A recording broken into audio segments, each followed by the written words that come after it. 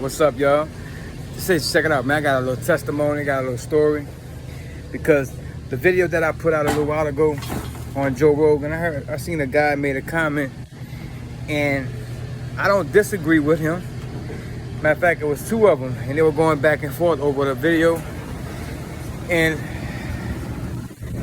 I don't disagree with him, but I say this, man, because it was about, one guy was like, look, man, don't waste your time. He's like, because I think he debates, and he was like, look, I debated cats like this, they're not going to listen, man. You know what I'm saying? So, and one guy was like, look, you never know what God could do. And I feel you, how you can be witnessing to people, and you so, it's like, man, you're not getting through, man. It's like, they're not going to answer, but you never know, bro. And the story that I'm going to tell you is why you never know. And the thing is this, though. That's what Satan wants, right? Satan wants us to have that mind state of, man, they're not going to listen. They're not going to accept Christ. They don't want him, and it's true, they don't want him. But look at the Apostle Paul. He didn't want him. God penetrated his heart. You see what I'm saying? And throughout our lives, God has sent people to plant seeds, and that one day you never know when that's going to grow, if it grows. So, I had this guy when I first got saved, man. I didn't know nothing. I didn't know nothing. We used to go smoke at his house, and him and his wife's house, and they were older. And my mom was over there, and everyone was over there. And I had just got saved, so I was still doing some of the things that I did. But I went with my Bible, and the guy was like, "Oh, you saved now, huh? You saved? Let me see that Bible. Let me show you what kind of God you believe in." Now, look, I don't know. I ain't know how to answer no questions at all. All I knew was I love Jesus. Man, that guy took that Bible and he dissected me, man, in front of my mom, in front of his wife, in front of everybody that was there. It was a big old long table, man, in front of everybody that was there. Man, almost made me cry, man. I was so discouraged because I know I love God, and I felt like I let God down because, man, that man beat me so hard with the Bible, talking about if God's real, then why does it say this? And he went there, and that's like, he did this before with people, right? So, man, they had his wife and everybody was like, man, his name was Mr. Reed. And he was like, man, Mr. Reed, calm down. I was like, man, I was just standing there taking it. Fast forward, about 4 years. Yeah, about 4 or 5 years. I run into him, and they're going through a hard time. God humbled him, right? God humbled him, and he accepts Christ. Well, I didn't know that. I see him, and he's like, no chance, man. He's like, this is an older guy. He's like 20, 30 years older than me. You know what I'm saying? At the time, I was probably like 20, 22, something like that. Well, anyway, he said, I want to apologize to you. I said, for what? He's like, remember that time that I told you that and I discouraged you about the Bible? I'm like, man, ain't no big deal, bro. It really wasn't at the time because I used that to get into the Word, you know what I'm saying? He's like, no, you don't understand what God did to me. From that, he's like, God humbled me, you know what I'm saying? And I didn't see it then, but you don't know what you did just standing there taking them hits from me. You didn't answer no questions. All I seen was the pure faith that you had in your God. Without answering no questions, he said. He said it always stuck in my head. You know what I'm saying? And later on, he accepts Christ, and he said that was one of the moments that I knew. He's like, what was going on right there? You see what I'm saying? So we never know what God can do. You never know. Now, I ain't say a word to that man. I never even knew it. I didn't answer a question.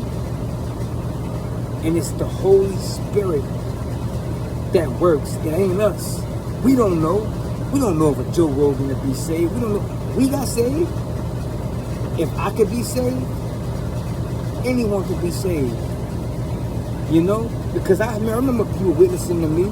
My friend Boo was like, say, man, come to church with me, Chance. Come to this. And I had my boss, Frank, was like, come to church with me. And they was trying to get me to go. And for the longest time, I said no. I believed in a God, a higher power, but I wasn't saved. Until one night, God penetrated my heart. And, you know what I'm saying? The seeds that was planted in me throughout the years finally grew. You see what I'm saying? We don't know. We don't know who are the elect. We don't know who will be saved. So it's kind of foolish on us to be like, man, it's not, because what happens is we think like that and we don't witness. We cannot witness. And I understand totally of being discouraged and not wanting to do it, thinking, man, it's going to be the same thing. But we can't have that attitude, because that's the kind of attitude Satan wants us to have. It's just pass people by like they too lost. Ain't nobody too lost. Ain't nobody too lost for Christ. That's the people he uses, right?